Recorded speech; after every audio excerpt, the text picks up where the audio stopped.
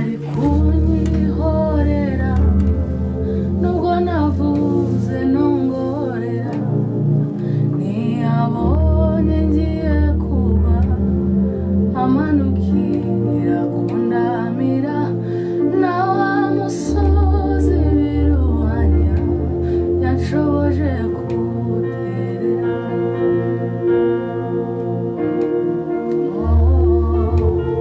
ntiyari kunyihorera nubwo navuze nongorera ntiyabonye ngiye kuba amanukira kundamira na wa musozi biruhanya ni wabyita inkuru y'incamugongo akabyita inkuru yababaje by'umwihariko imbaga harimo n'abakundaga aba bakobwa aribo Vestina na Dorcas. Ntabwo yaba yibeshye. Umunyarwanda yaciye umugani mu Kinyarwanda agira ati ntazi imana zidakomana amahembe.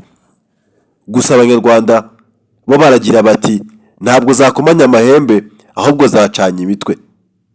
Ntabwo ibyabaye ari gukomana amahembe ahubwo habaye ikintu cyitwa gutemana. Vestina na Dorcas abaramyi bo guhimbaza cyangwa se bo kuramya indirimbo zo guhimbaza Imana twamenye by'umwihariko bigizwemo uruhare n'uwitwa Murindahabirene wamenyekanye kuri channel ya MIE Empire. Bafite channel nyinshi by'umwihariko harimo MIE Music, MI Chopper, gusa zose ziri mu maboko ya MIE Murindahabirene. Aba bakobwa bombi uko ari babiri umwe yashatse umugabo bahita berekeza mu gihugu cya Canada by'umwihariko ni mu nkundura zimaze iminsi zicacara ku mbuga nkoranyambaga bigaragaza ko mu rugo rwe hatari amahoro. Ibi basanze mu Rwanda bitazashoboka bahitamo kujya kwiturira muri Canada.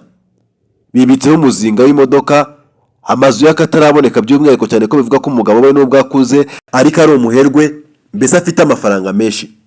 Ibi nubwo bigaragara muri ubu buryo ntibyatumye by'umwihariko abashije ku mbuga nkoranyambaga by'umwihariko mu bitangazamakuru bitandukanye baserereza uyu mukobwa bavuga atamukunze ahubwo yakurikiye amafaranga. Gusa ibya bindi by'Rwanda bavuga ngo urukundo rujya aho rushaka ntawamenya. Ntiwamenya nimba ibyo bavuga ari ukuri cyangwa se ari ikinyoma. Gusa ubwo mugenzi cyangwa se nyirabyo ataraza ngo agire icyo atangaza ukuri byanze bikunze ntabwo kuramenyekana. Ibi ntabwo twaje kugarukaho. Twaje kurebera hamwe by'umwihariko ubuzima bw'uyu mukobwa baho muri Canada, ubukire bwiwe ndetse n'itandukana ryo hagati yiwe na Murindahabirene Morodekayi. Ngiye mugiye kubona muri iki kiganiro ni Ismail Saidi.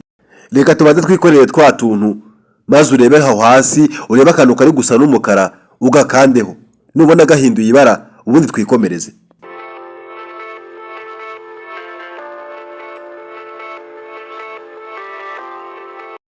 Nyuma y'itangazo ryashyizwe hanze n'itsinda rya Vestina na Dorcas ubwo benshi batunguwe by'umwihariko n'iri tangazo abandi bati ni AI, ubusiro cyakomeje gutungurana byaje kugaragara ko iri tangazo ryashyizwe hanze na official account y'aba bakobwa cyane ko bariguje ku rubuga rwa Instagram ndetse na X yahoze ari Twitter. Ubwo babinyuzagaho abantu benshi batangiye gutungurwa bavuga ati akinga kashobotse ati se abakobwa barabona bazibeshaho batari kumwe na Murindahabirene. Abandi bati birashoboka ko uyu mukobwa ari we Dorcas yaba agiye kumanajingwa n'umugabo we abenshi bafata nk'umubiliyoneri. Ni umugabo ufite amafaranga by'umwihariko ibikorwa remezo bitandukanye hirya no hino mu bihugu byo muri Afurika ndetse n'i Burayi. Abandi bati ntabwo ari icyo ngicyo ahubwo ikintu gihari nuko babonye undi mu manager mwiza kandi bagomba kuzafashanya kandi wo muri famiye zabo. Abandi bati ntabwo ari uko bimeze ahubwo batandukanye kubera ko witwa Murindahabirene yarabagega cyane kandi ku mafaranga asohoka mu ndirimbo cyane kanyura kuri account ziwe nayabaye uko byagakwiye akabagavura.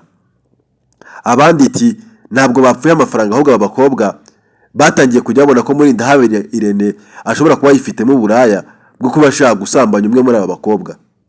Ni amagambo yagiye atangazwa na benshi ariko mu by'inkari ukuri nuko ibyo byose bishoboka ko byaba ari ikinyoma. Ahubwo ukuri ni ukuhe? Ukuri nuko abakobwa bafashe umwanzuro wo gutandukana na Murindahabirene ku mpamvu zabo zitaramenyekana cyane ko batazishyize hanze. Uhereye mu bitangazamakuru by'umwihariko bikomeye mu gihugu cy'u Rwanda yaba ibarizwa muri RM cyangwa se mu rwego rw'itangazamakuru ubwo harimo Isimbi TV website, hakazamo Mama Rwa Gasabo, Igihe Official, Inyarwanda ndetse n'ibindi bitangazamakuru bikomeye mu gihugu byose ntabwo inkuru yabacitse cyangwa se ntabwo bacikanywe, baratanga cyangwa se baraburekinze. Gutandukana kw'aba bakobwa ndetse n'uyu mugabo cyangwa se uyu musore Murindahabirene nta muntu umwe wari ubyiteze. Mbese muri rusange ni inkuru yatunguranye.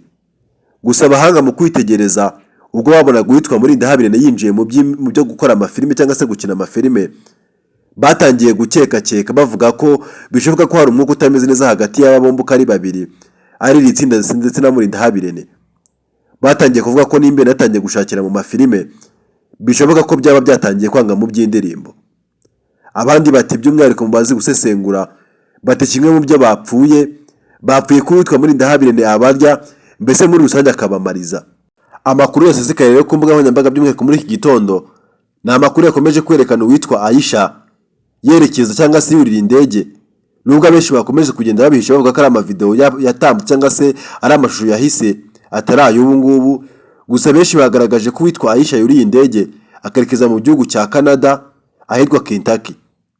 Aha ati yagiye kubana n'uwitwa Vestina na Dorcas, by'umwihariko cyane ko uwitwa Vestina na Dorcas bose bari muri iki gihugu cya Canada, nyuma y'aho uwitwa Dorcas nawe yamukurikiye akajya kuhamusanga muri iki gihugu.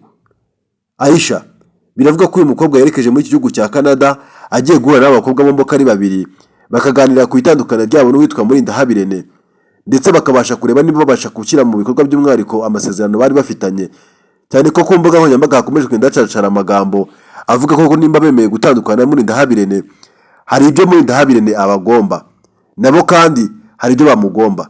Ibyo Murindahabirene abagomba arabagomba channel ya MI Music ikaza yitiriwe amazina y'aba bombi, cyane ko indirimbo zose ziriho ari iz'abakobwa. Icya kabiri, ubwo birumvikana nyine ko izo ndirimbo zose zigomba kuba ziri belong cyangwa se ziri mu maboko y'aba bakobwa. Ibyo Murindahabirene abasaba biravuga ko by'umwihariko buri ndirimbo imwe igomba kuba ifite agaciro ka $5,000,000 by'umwihariko, bikavuga ko by'umwihariko indirimbo zose zihagaze agaciro ka $30,000,000 z'amafaranga y'u Rwanda. Iyi nkuru bwajyaga ku mbuga nkoranyambaga abenshi bifashe ku munwa bataye amafaranga ntabwo bayabona. Abandi bati Vestina afite umugabo ufite amafaranga, nubwo wabaka $300,000 baziguha. Bati nubwo umugabo afite amafaranga ntabwo amafaranga ye warayo mu miziki, amafaranga ye warayo muri business ziwe. Gusa harimo gushyira hamwe wenda bakumvikana bakareba nimba Murindahabirene yakishyurwa amafaranga. Ikiganiro na Murindahabirene yagiranye n'uwitwa Philipita cyangwa se The Choice yatangaje ko ibyo byose bitangazwa nta kuri kubirimo. Hari n'igihe cyabaye witwa Murindahabirene ajya kuri Instagram, ubwo igihe cyari cyamaze gupostinga bavuga ko Murindahabirene agomba kubishyuza agera kuri $5,000,000 kuri buri ndirimbo. Arazana abanyomoza arababwira ati nukuri mujye mutangaza ibintu mwabashe kumenya cyangwa se mwabwiwe. Ibi byahise bituma abantu benshi bakomeza kwibaza nimba koko nuko gutandukana bitaba ari pranka. Abandi bati mu ndirimbo zo kuramya no guhimbaza Imana nta pranka zibamo. Ibi ni ukuri, cyane ko mu minsi yatambutse by'umwihariko bigeze kubazene by'umwihariko mibereho y'abakobwa, Irene yanyaga kugira ikintu bitangaza ubwo yahuraga n'itangazamakuru. Ibyo byose byagiye bigaragara ko hari hatari umwuka umeze neza hagati y'aba bombi. Gusa nyine gutandukana ko byamaze kuba official cyangwa se baratandukanye. Aisha inshuti ya Irene akaba ari umwe mu bagaragara by'umwihariko muri filime yamenyekanye ku izina rya Isereri, nawe yamaze kwerekeza mu gihugu cya Canada. Bivugwa ko yagiye kuba yahuza nyine aba bakobwa akabasha kubunga, ndetse bakaba bahuza n'uwitwa Murindahabirene bakareba nimba basubirana. Gusa inkuru hari nuko ibyo ni ibintu bisa nkaho bigoye kandi bidashoboka.